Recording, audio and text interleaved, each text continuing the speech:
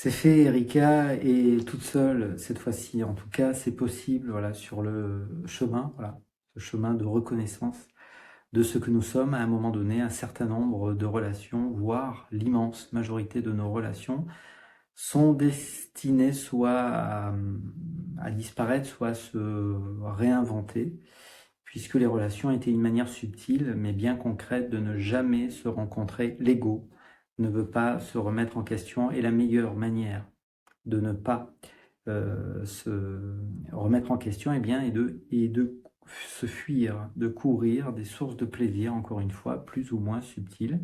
Et les relations sont donc souvent des moyens compensatoires et rien de plus, en réalité. Donc plus vous êtes présent, plus vous êtes maintenant, plus vous allez vous apaiser, plus vous allez être dans une forme de complétude, non pas un rejet du monde, mais effectivement, vous n'aurez plus à l'autre, vous ne demanderez plus à l'autre, à se demander, même si l'autre n'est pas qu'une simple projection mentale, de répondre à vos attentes. Viens, on va aller regarder un match de rugby, s'il te plaît, on va aller faire un tennis, on va aller voir une œuvre d'art, on va cuisiner, viens manger à la maison avec tes enfants.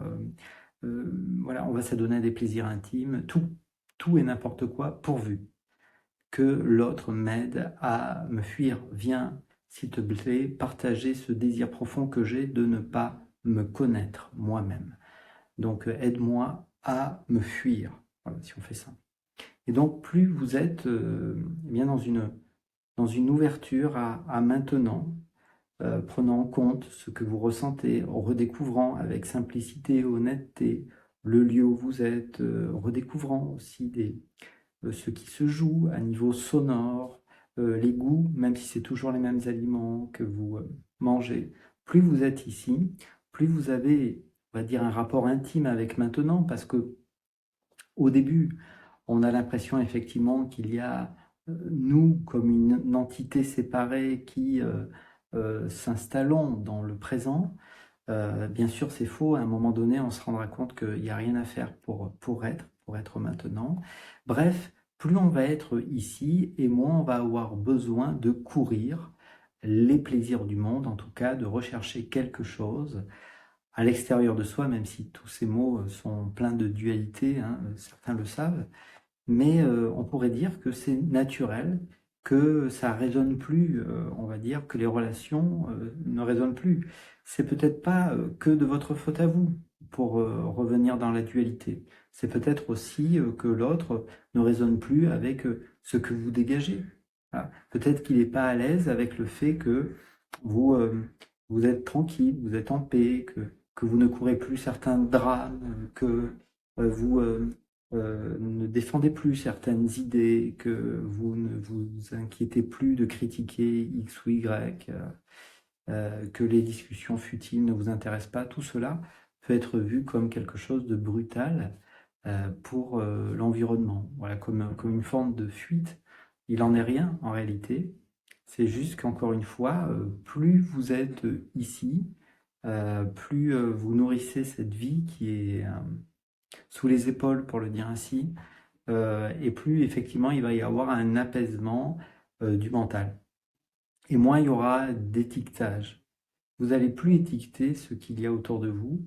Vous pourrez toujours le faire, mais souvent vous êtes simplement présence à ce qui est.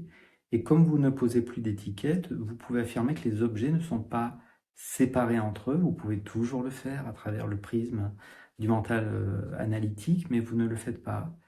Et ne définissant plus la vie, vous avez tendance à ne plus vous définir vous-même. Horreur, horreur pour l'autre. L'autre souhaite qu'on se définisse. L'autre souhaite qu'on défende des points de vue. L'autre veut qu'on joue le jeu de la dualité et de la séparation. Euh, Encore une fois, le drame et tout ça.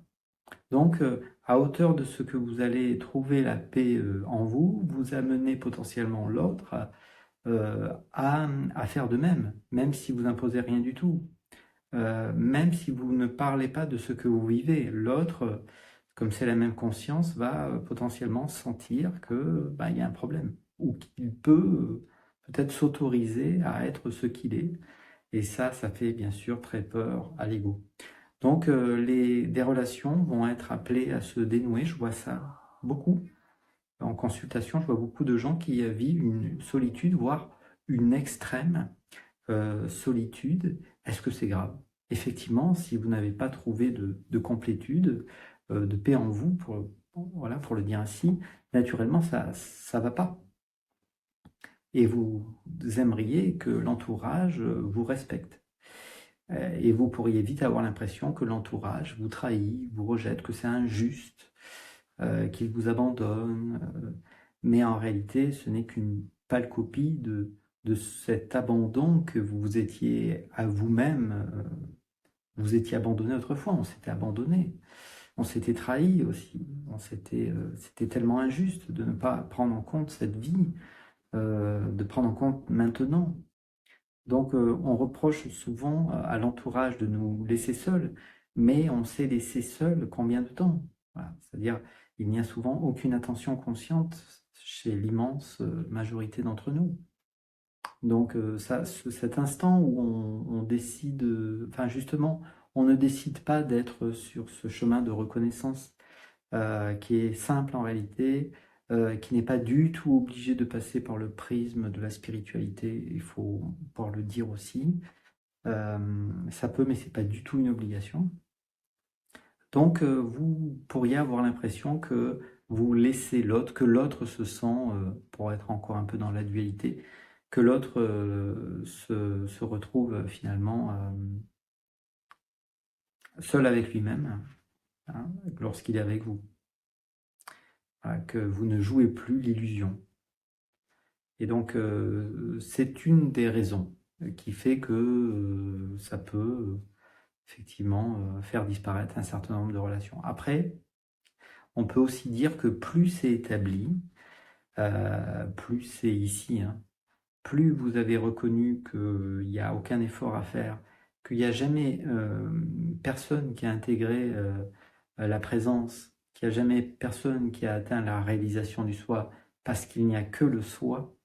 Lorsque vous vivez cette réalité qui dépasse de beaucoup l'évocation avec des mots, hein, eh bien, recréer un moi illusoire, ça fait pas toujours envie. C'est une possibilité. Vous avez toujours l'image de l'ermite. C'est possible. Je veux bien croire que c'est des phases et que chez beaucoup d'entre nous, ça va reprendre une place dans le monde, sans aucun doute.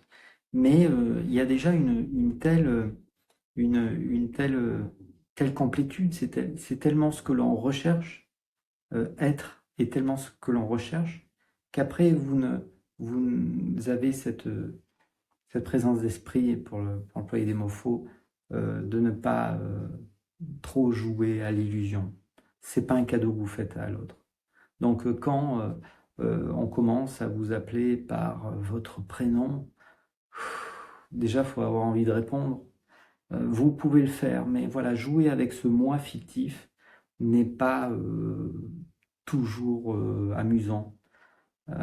Faut le dire, hein. Voilà, on n'en a pas toujours envie. On peut le faire, on peut jouer avec le rêve d'individualité. J'adore prendre l'exemple par exemple, d'une maman qui se prend pour une maman et qui voit ses enfants comme étant séparés d'elle-même et qui a donc l'impression qu'elle peut donner de l'attention à ses enfants. Mais enfin voilà, si Erika a réalisé sa nature, elle sait que c'est pas vrai.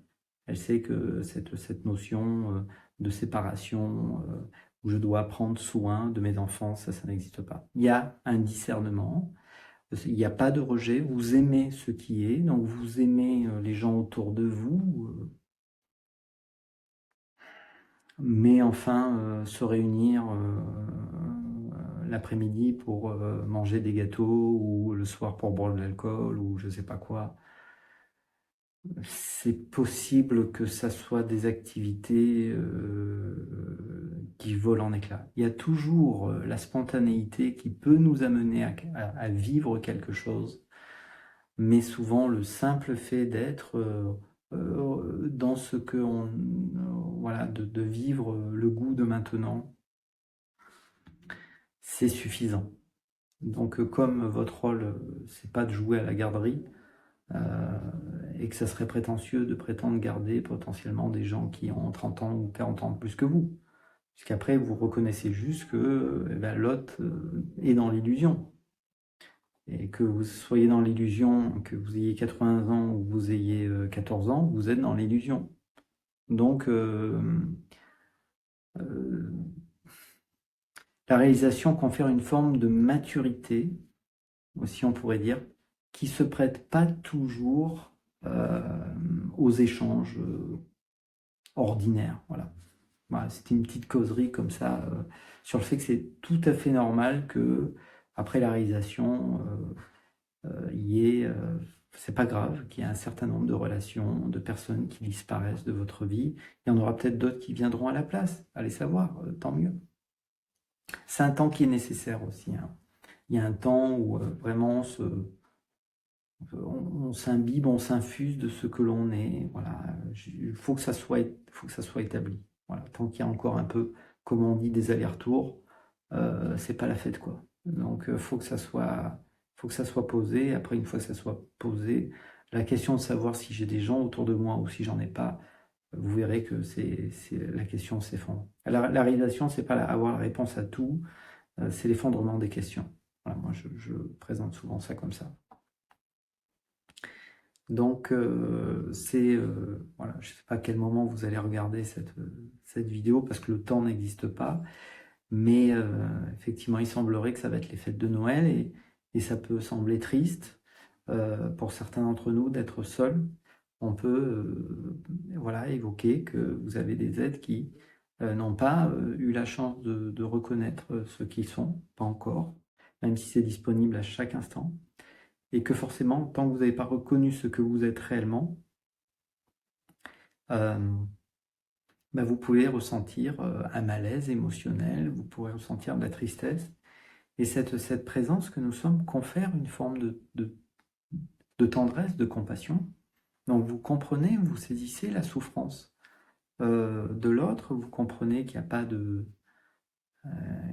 niveau, qu'il n'y a pas d'échelle vibratoire, ou je ne sais pas ça n'a rien à voir avec tout ça. C'est juste, soit vous savez ce que vous êtes, soit vous le savez pas.